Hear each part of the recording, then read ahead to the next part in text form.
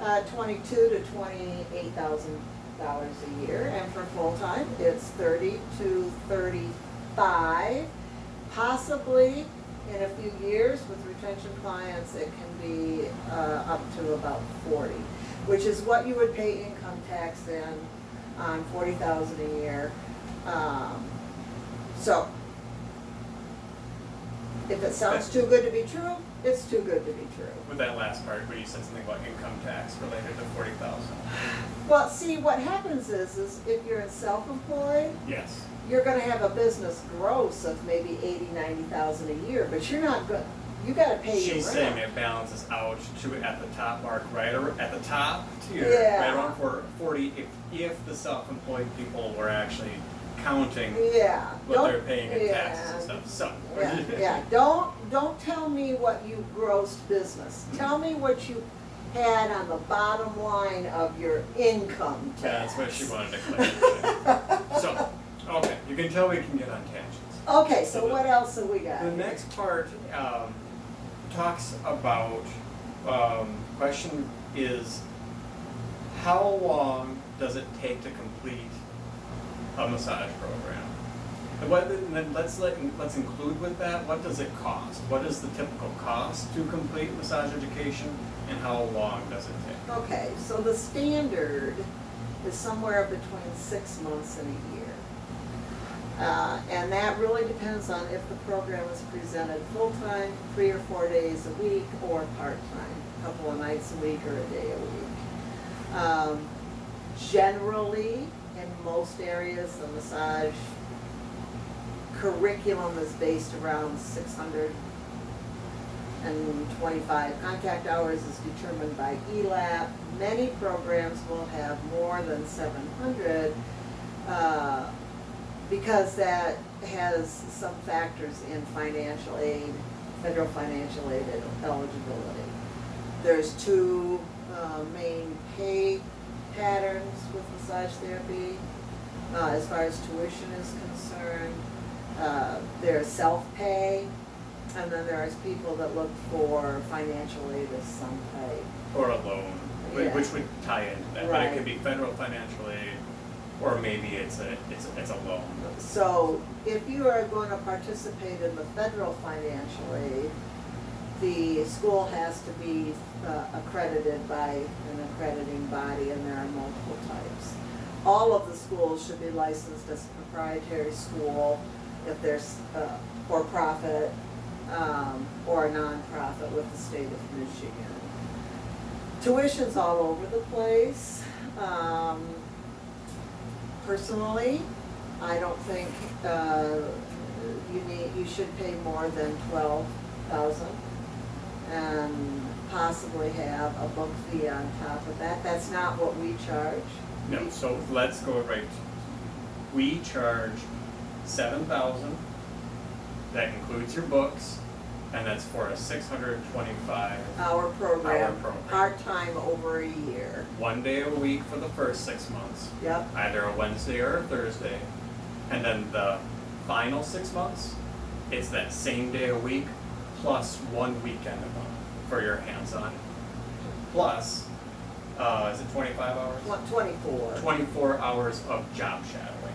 So, so then that can be scheduled at the student's convenience. So the expectation for us is it's 1 day a week, 6 months, then 1 day a week plus a weekend plus some job shadowing. Yeah. That's what the whole year would look like. And there's lots of reasons why we're part-time on purpose. One is that there's a lot to learn. It also supports work or family obligations and going to school. And it also allows us to have a reasonable payment plan where with a down payment, $1,000, and then we have a payment once a month that people can afford, so that you own your education when you Debt-free, graduate. no interest, no nothing, no interest on that payment No. plan. So it's the 7,000 one way or the other, and that's something to consider. We charge that and have structured that price in such a way so that it makes it accessible That's right. to people. If you are looking at other programs, particularly ones that do accept federal financial aid, be a little critical in what you look at and see how much would be covered by financial aid and what would you still be paying out of pocket after the fact. And how much is added with textbooks and lab supplies? Right, too? there can be a lot of additional costs, so that's one thing to think about when you're picking your massage program. Right. Is sometimes is the program structured in such a way that you are still paying an awful lot out of your own pocket, even though it looks on paper as though you're gonna get a lot of additional financial assistance. Well, if they've got a $15,000 or $12,000 to $15,000 program, let's say, financial aid right now is usually maxes out between $6,000 to $8,000. You're still paying $6,000 to $7,000 out of pocket, which is our tuition, $7,000. So you can see you can see how the math works itself out there. So these are important things to consider. So expect 6 months to a year, depending on the hours. We're a year, Yeah, part-time. Yep. And yeah, So, and that's a reasonable amount to expect to pay. yes, So okay, what classes are typically required in the massage therapy program? you have 3 topic areas. You have your sciences, Mhm. you have your massage skills, and you have your interpersonal ethics business. So those are the 3 areas that should be covered. And in the sciences and the massage therapy skills, there should be coverage of pathology and how to adapt massage to various clients. So you have to be, as we have spoken about before, you have to be a good communicator. You have to be able to maintain professional boundaries, yet create a engaging environment. You have to behave ethically and make good ethical decisions. You have to be able to think. You have to be able to research. You have to look up stuff. You have to be a researcher. But you need to be able to go to PubMed and identify what a research paper is saying to you relative to your practice. You need to be able to give a really good, solid, general, full body massage within a 50-minute time frame. You need to be able to address in your entry-level program common things in a generally well client. So we all get a headache once in a while. We all get a backache once in a while. You should know when to refer and have that knowledge base. And you need to know the body. I mean, that's what we're working on. So your anatomy and physiology is obviously Let going to them be show very them the important. books. This is That's your sciences, and this is the fundamentals. and that's your theory and So practice. this covers everything from a single cell all the way up to your body systems. Yeah. All your muscles. All your pathology, all your biomechanics, Yeah. all your kinesiology, all of it right Yeah, there. between the two. So, Yep. those sciences and your actual hands-on, as well as your business and ethics. And so something to screen when looking at potential programs is, are all of these components included? Sometimes you'll see, I've seen programs that proclaim they're going to teach a variety of styles of massage. And now that can sound cool, but if the program is focused too much in that category, Yeah. it is not preparing you in relation to business, ethics, professionalism. You're going to miss out on your ability to be able to prosper in the Well, field. you know, you'll see curriculums that are built, okay, we're gonna have 2 days of shiatsu, which is a Asian cultural Yeah. approach. And then we're gonna have 2 days of myofascial release. And you can't learn any of that in 2 days. Right. You know, You let's may be get it honest. treated, and that does touch in to another point, which gets a touch off topic. But if there's a perception being given to you as a potential student that that educators are going to make you an expert on shiatsu, myofascial release, Thai massage. Thai massage, chakra balance, all the energy systems, Reiki, chakra, plus all the Therapeutic massage. all plus therapeutic massage, which they may label as deep tissue Or sports Swedes massage. or whatever. Think critically and understand that these are sometimes categories that are just been given a label for an odd reason. But to become an expert in anything takes longer than a couple of days. And you So, have to have the foundation, the fundamentals. All the rest of that stuff is variations on the fundamentals. right. So we at Health Enrichment Center focus on this idea that we want you to have a covered understanding Yes. of these labels and what are different modalities of massage, which that can be something that's called Swedish, Right. something that's called shiatsu. But more importantly, it's about understanding the human body, being able to adapt to each client's desired outcome. Yeah. So if they come in and the 4 main outcomes Comes are are relaxation, and well-being, well-being, relaxation / well-being, stress management, stress management, pain management, pain management, and functional mobility.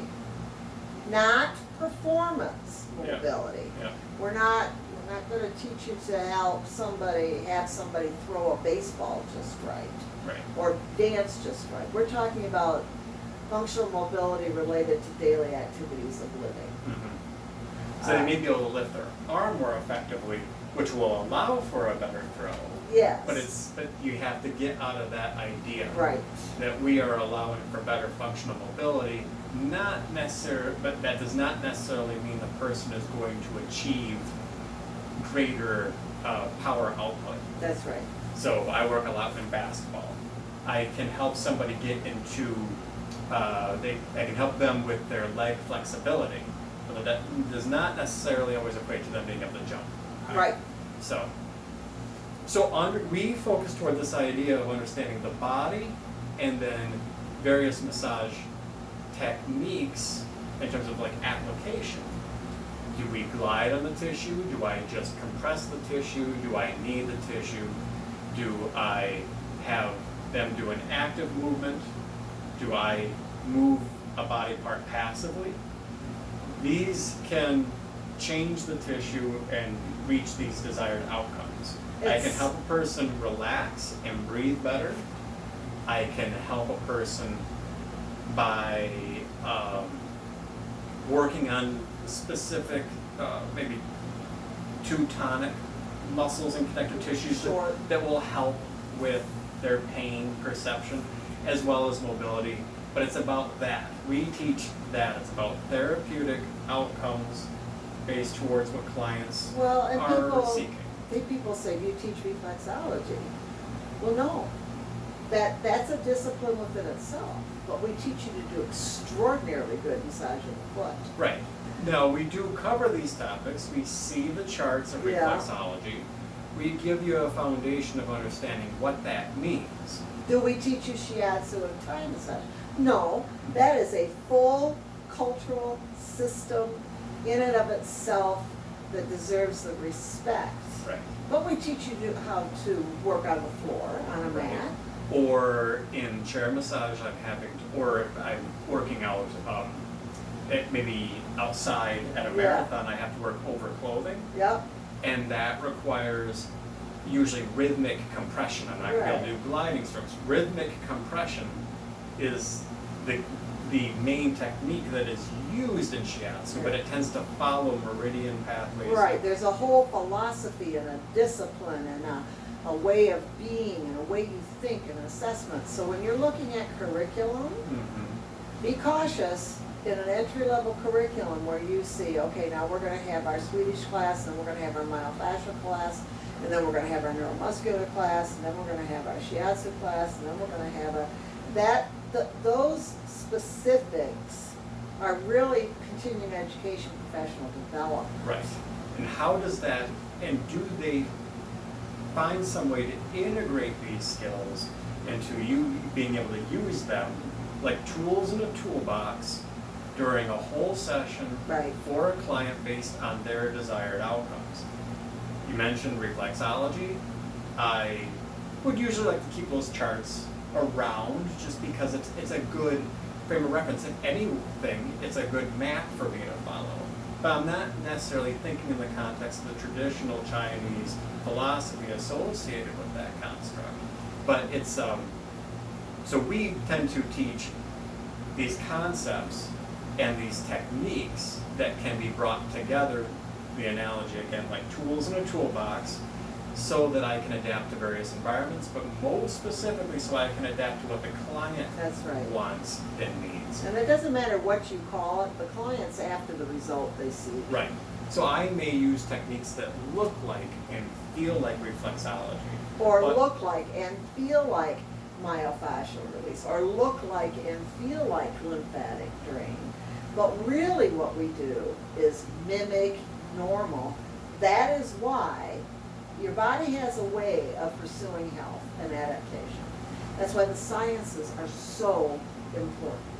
And then every massage skill we do, every outcome we plan is based on how can I help the body do what it normally would do anyway.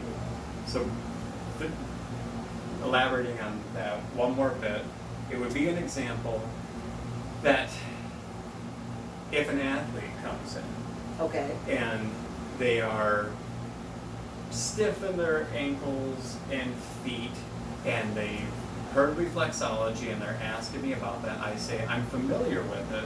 It's not something I specialize in, but I understand the anatomy of the foot and how the muscles that attach into the toes that maybe go up into the near the calves and the Achilles, how that all integrates.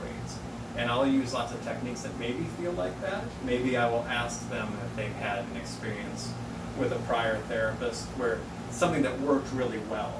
I may try to, get the sensation to feel similar to that.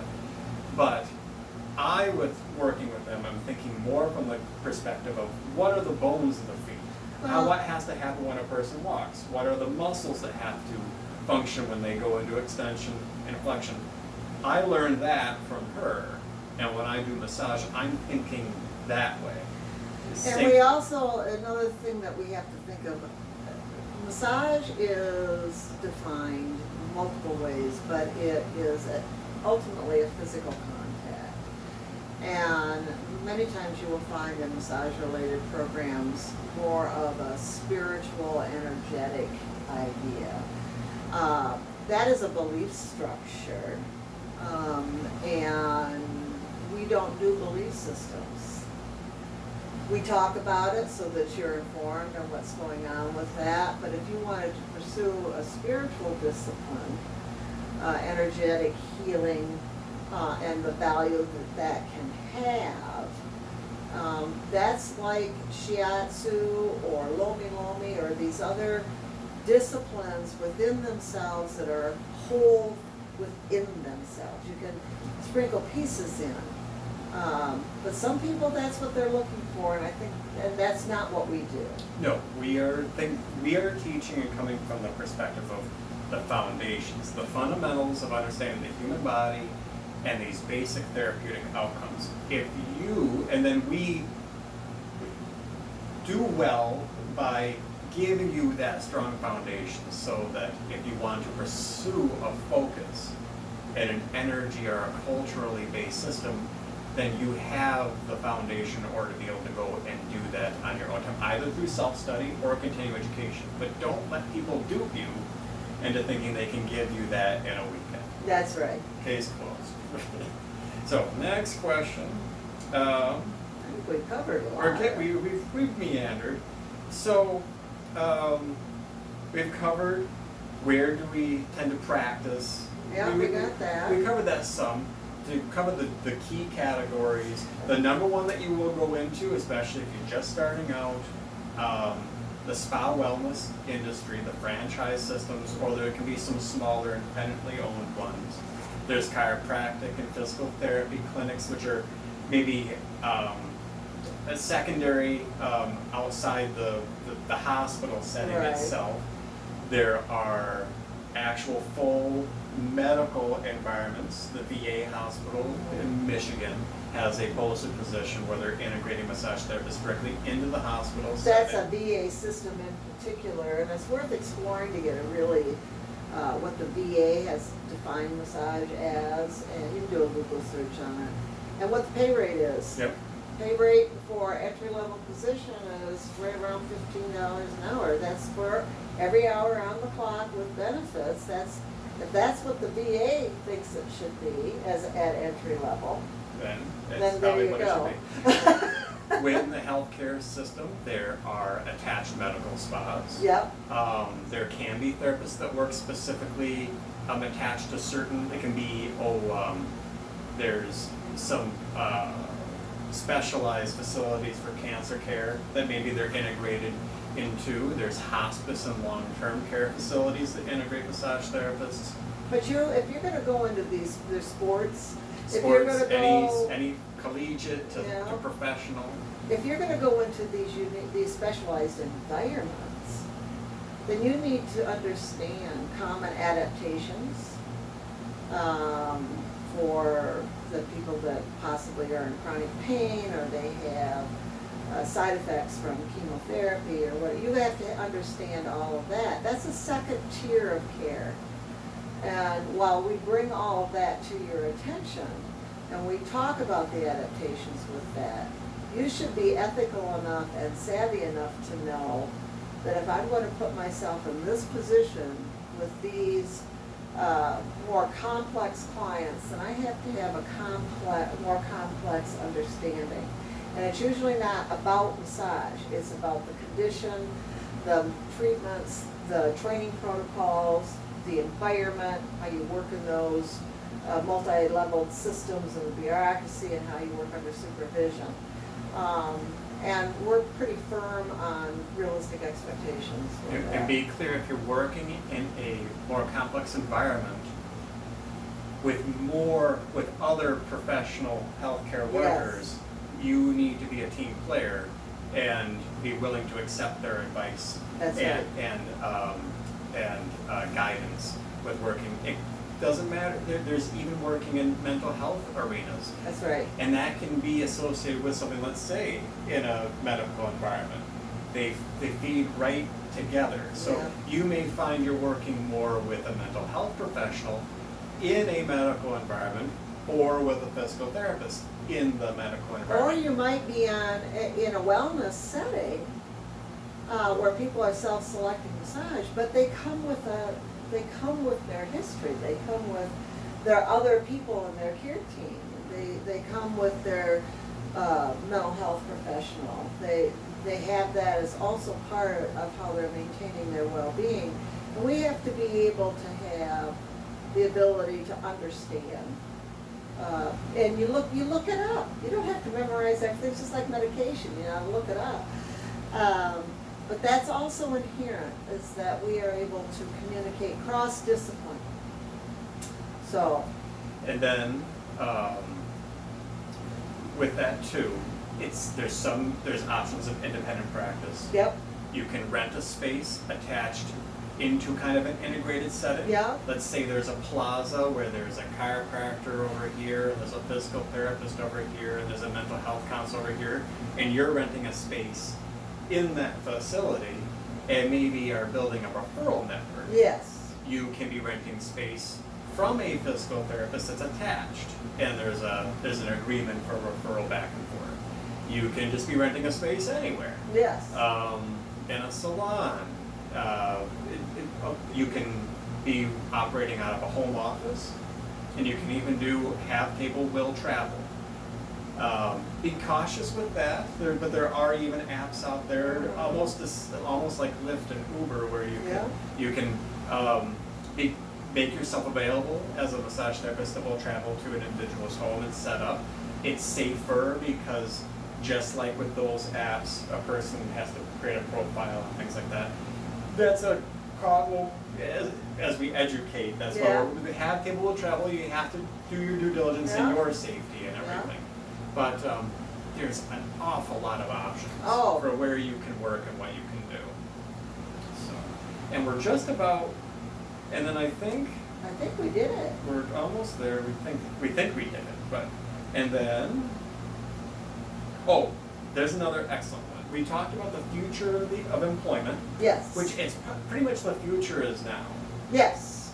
The biggest one that I think we as a field are confronting with some confrontation is the idea of the franchise wellness systems.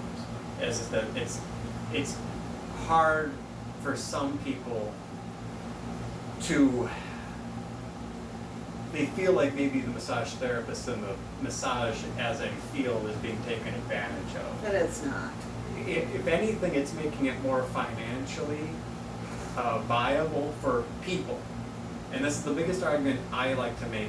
If you as a massage therapist, in terms of what you charge and working in any of these environments, the most important thing that we do is help people.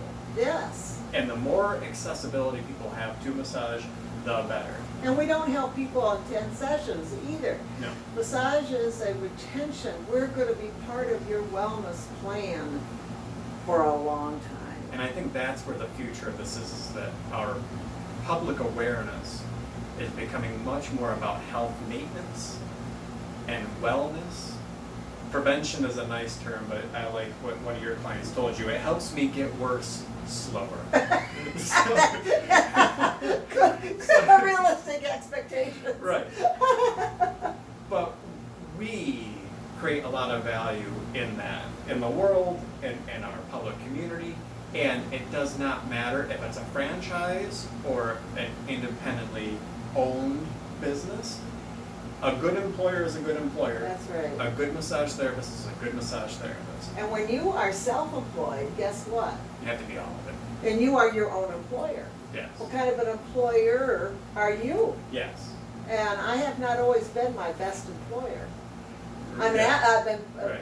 I've been an excellent massage therapist, but I have not always been my best self-employer.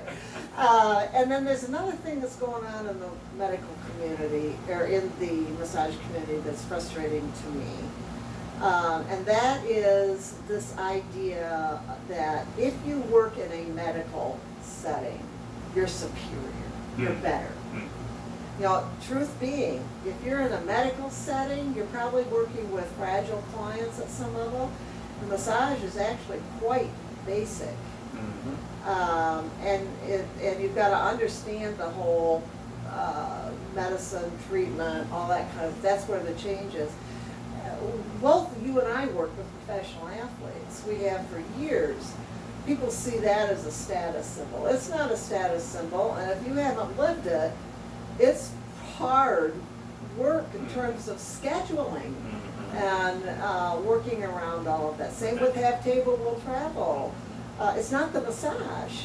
It's the periphery around all of that. It can be very complex in terms of scheduling, and it's you have to be aware that there's positives and negatives of any category. That's right.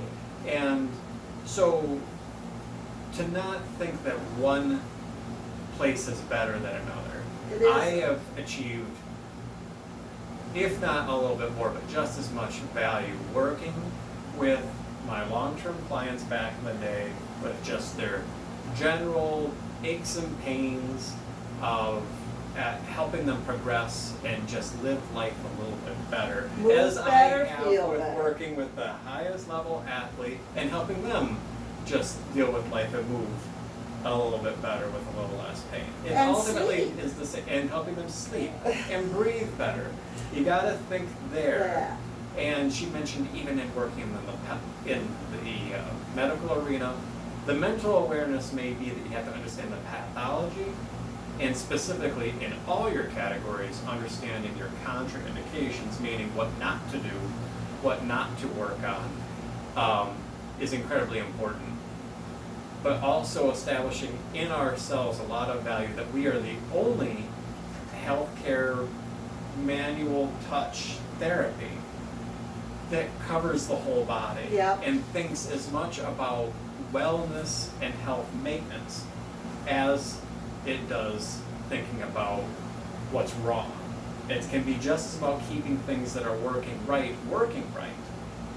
with working with athletes and more of the general populace, it has more to do with that, helping them keep themselves going in spite of their daily activities, whether it be their work or their workout schedule, any of that. We are the help the whole body work better category, and we have to take a lot of pride in that. Yes, and we not do. get so focused in the idea of being able to fix a knee joint or a shoulder joint. These are important things to be able to work on within the massage, but a lot of our value is in the full body health, maintenance, wellness approach. You'd be surprised how much of the rest of the detail works out in the generalized approach. You just kind of reset everything. Everything's so interconnected. A really good basic massage accomplishes at least 90% of what you need to, and then you Absolutely. sprinkle in the focused work.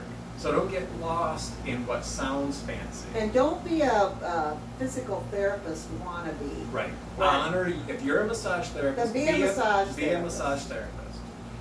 Now, the last question that is a good one is for people that have other skill sets or are thinking about massage and then maybe something else with massage. Oh, some cross training. What are some good cross trains, some other good options related to massage? I will tell you, in the wellness sector, my favorite cross train is esthetician.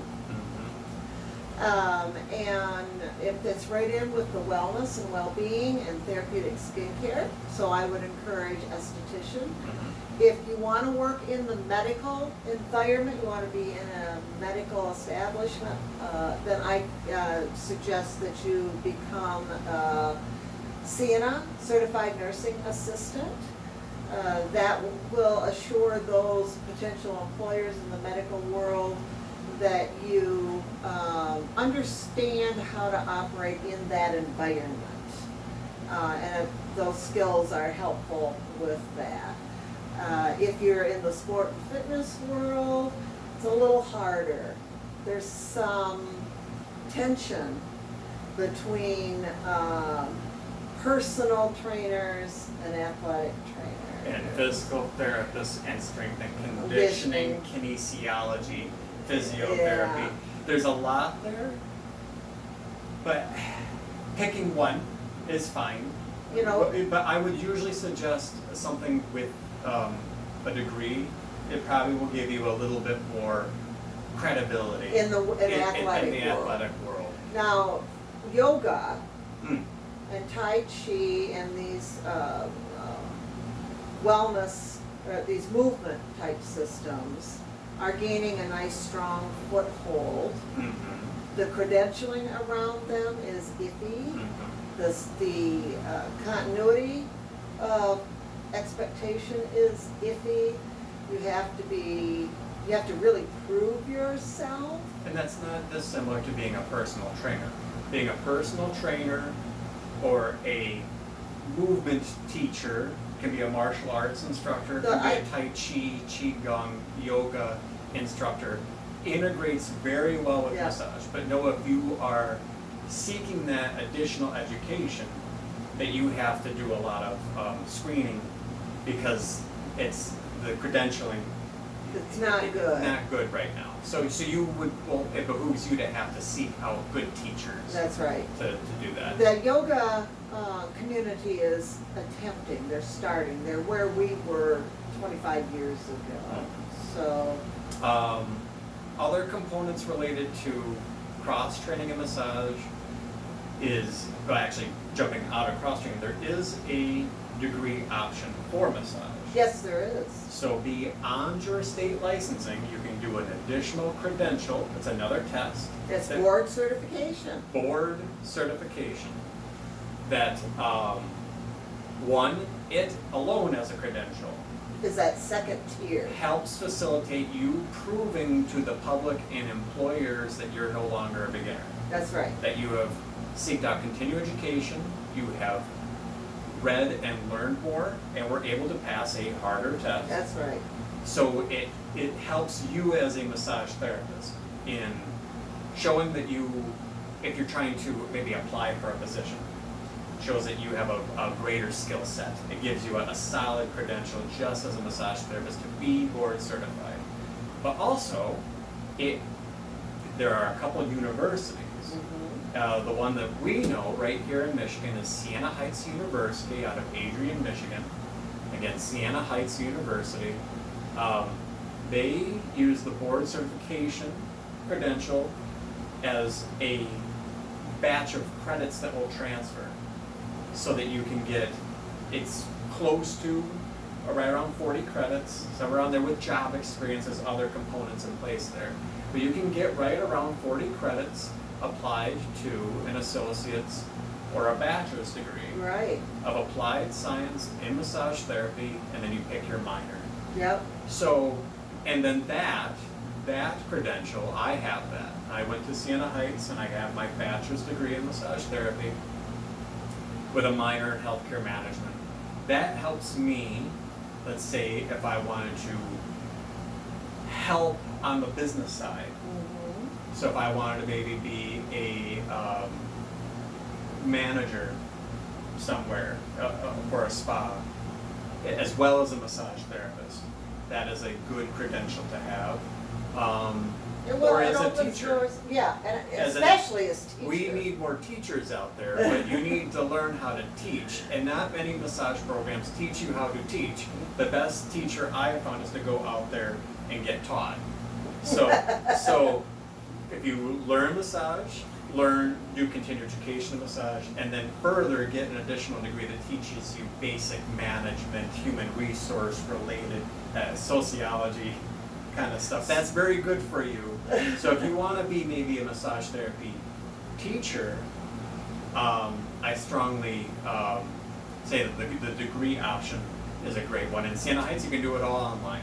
So here you go, here's the pathway. And this is how we'll close this ramble down. And we covered a lot. Yes, we did. So, you first check yourself to see if you want to be a service provider in this very important, humble profession of massage You therapy. really need to be vested in wanting to help people. Okay, then you seek out an excellent school. And we gave you in this talk, we gave you criteria to look Screen them for. that they are preparing you to be able to pass your license. Then you become licensed. Yeah. And you go to work. And that can take many forms like we've talked about. You move forward into getting board certification through the National Certification Board in Therapeutic Massage and Body Work. Just about everybody should really consider that. I agree. And it says, I am not a beginner. I have committed to the extra. I think it'll be good for the field because it just will help Yep. discern that. Then, if you know, this is the whole thing, this is a whole career pathway that's laid out for you. You work with the National Certification Board's college partners. Siena Heights is the one that has the bachelor's degree. And you get that. You go through the process of getting the bachelor's degree. And then you can decide if you want to move into a postdoc type of a degree. And you can, I really like, if you want to go into a doctorate, I really like public